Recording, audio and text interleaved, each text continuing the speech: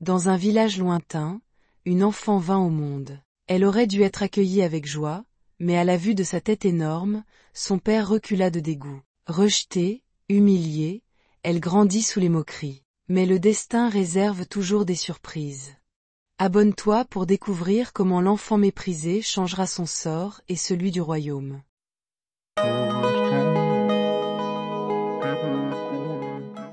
Dans le village de Timbaka, une contrée entourée de forêts ancestrales et de rivières sacrées, vivait une jeune femme nommée Ébelle. Connue pour sa gentillesse et son intelligence, elle n'était pas la plus riche ni la plus puissante, mais elle était réputée pour son savoir sur les plantes et les remèdes ancestraux. Son don pour soigner les malades faisait d'elle une figure respectée du village. Un jour, alors qu'elle cueillait des herbes près d'une cascade sacrée, elle fit la rencontre de Zéyan, un chasseur solitaire. Marqué par une vie de défis et d'aventures, il était admiré pour sa bravoure et sa force. Contrairement aux autres, il ne s'arrêta pas à l'apparence d'Ébelle, mais vit en elle une âme pure et lumineuse. Leurs rencontres devinrent plus fréquentes, à l'ombre des grands baobabs et au bord des rivières chantantes. Avec le temps, une véritable complicité naquit entre eux, et un amour sincère s'installa. Leur union fut célébrée sous le regard bienveillant des anciens et des esprits du village. 1 an après leur mariage,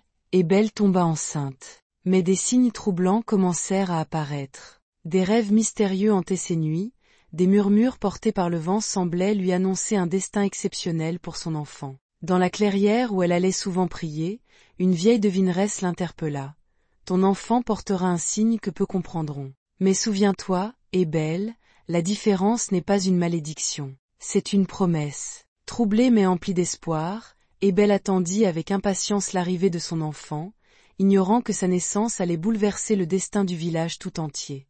La nuit où Ébelle devait accoucher, un vent violent soufflait sur Timbaka. Les anciens murmurèrent que les esprits de la forêt étaient en colère ou qu'un grand changement se préparait. Dans la case où les sages-femmes s'affairaient, la douleur d'Ébelle était immense, mais son courage ne faiblit pas. Après de longues heures de souffrance, un cri perça enfin la nuit. Son enfant était né.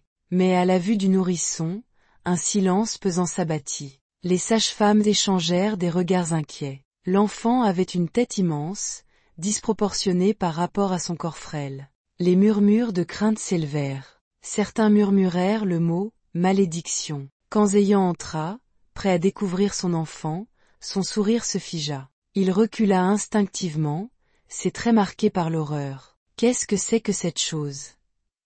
s'écria-t-il, la voix tremblante. Les sages-femmes baissèrent les yeux. Personne n'osait parler. Mais Ébelle, bien que brisée par la fatigue, tendit les bras vers son enfant. « Elle s'appelle Neya », murmura-t-elle en la serrant contre elle. Dans les yeux de sa fille, elle vit une étincelle d'intelligence et de force. Peu importait son apparence, Ébelle savait que son enfant était spécial. Zéyan, incapable d'accepter cette réalité, sortit de la case sous la pluie battante, son cœur rempli de rejet et de peur. Ainsi commença le destin tourmenté de Neya, la fille à la tête de calebasse. Dès son plus jeune âge, Neya comprit qu'elle était différente. Dans le village de Kanda, les enfants grandissaient dans l'insouciance, jouant au bord de la rivière, courant pieds nus sur la terre battue et riant sous le soleil brûlant. Mais elle, Neya, n'avait pas ce privilège. Dès qu'elle osait s'aventurer hors de la case de sa mère, elle sentait les regards perçants des adultes. Certains chuchotaient en la voyant passer, d'autres détournaient la tête avec gêne. Mais les enfants, eux, n'avaient aucune retenue. Ils la pointaient du doigt en éclatant de rire. Regardez la tête de calebasse. On dirait qu'elle a volé une grosse gourde et l'a posée sur son cou. Elle doit être une sorcière, pourquoi sa tête est-elle si grosse?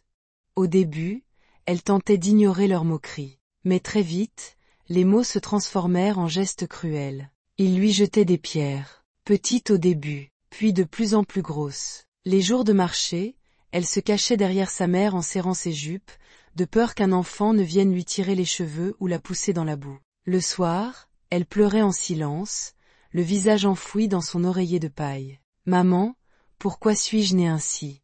demandait-elle, la gorge serrée. Ébelle, sa mère, lui caressait doucement la joue. « Tu es un trésor, ma fille. Un jour, ils comprendront tous à quel point tu es précieuse. » Mais Eyan, son père, refusait même de l'écouter. Il ne l'appelait jamais par son prénom. Lorsqu'il rentrait du travail, il passait devant elle sans un regard, comme si elle n'existait pas. Pire encore, il lui arrivait de murmurer dans sa barbe, « Ce n'est pas ma fille.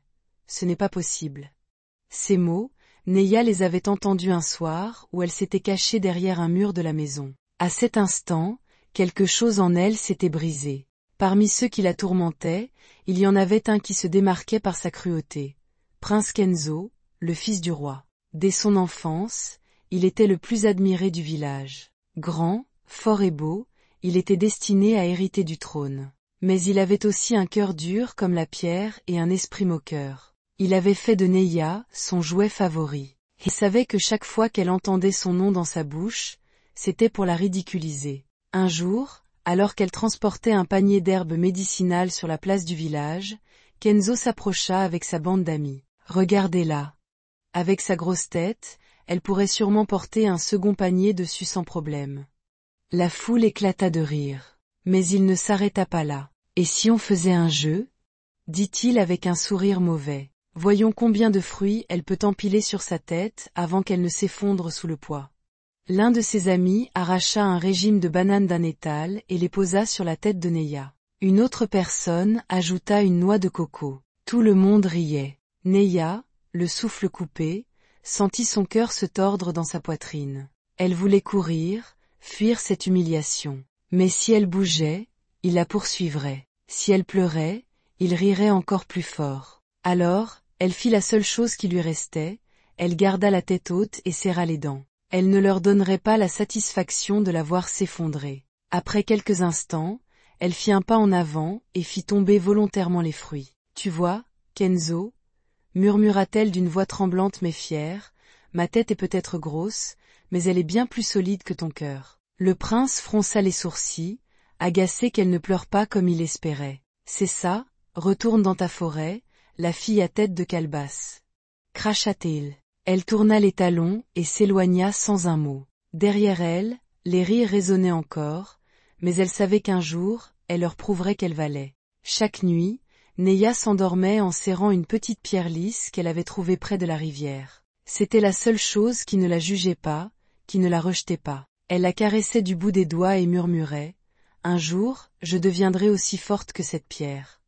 Un jour, ils ne riront plus de moi. » Mais ce jour-là lui semblait si lointain. Mais Neya ne baissait pas les bras. Si elle ne trouvait pas sa place parmi les humains, elle la trouverait ailleurs. Elle passait de plus en plus de temps dans la forêt sacrée, là où les esprits murmuraient aux âmes solitaires. Elle observait les animaux, écoutait le vent, et découvrait les secrets des plantes et des rivières. Un jour, alors qu'elle cherchait des herbes médicinales, elle entendit un gémissement. Près d'un ruisseau, elle trouva un homme blessé, son corps couvert de plaies. « Qui es-tu » demanda-t-elle en s'agenouillant près de lui. L'homme ouvrit péniblement les yeux. Murmura-t-il, la voix tremblante. Il ne se souvenait de rien. Mais en croisant le regard de Neya, il comprit une chose, elle ne le laisserait pas mourir. Elle le soigna avec ses baumes et ses potions, veillant sur lui jour et nuit. Lorsqu'il fut assez fort pour parler, il lui sourit et dit « Je crois que mon nom est Malik. » Ainsi naquit une amitié qui allait changer leur destin à jamais. Le village fut frappé par une terrible épidémie. Les guérisseurs traditionnels échouèrent à soigner les malades. En désespoir de cause, le roi fit appel à Neya. Grâce à son savoir, elle sauva des dizaines de vies, y compris celle du roi. En guise de reconnaissance, il déclara que Neya devait épouser son fils, le prince Kenzo.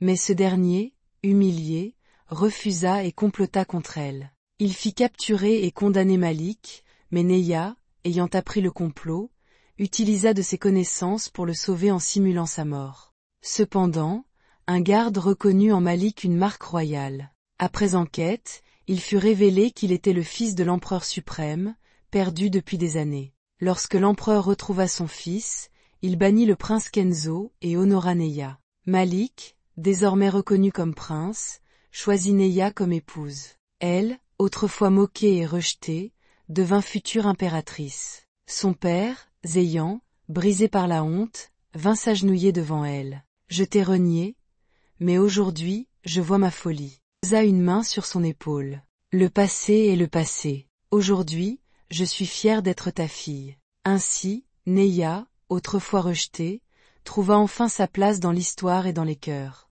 Morale, la vraie beauté est dans le cœur. Ceux qui te ridiculisent aujourd'hui, pourront t'adorer demain. Le destin réserve des surprises à ceux qui persistent. Merci d'avoir regardé cette vidéo, abonnez-vous pour ne pas rater les prochains. Dites-nous en commentaire la leçon que vous avez tirée de cette histoire.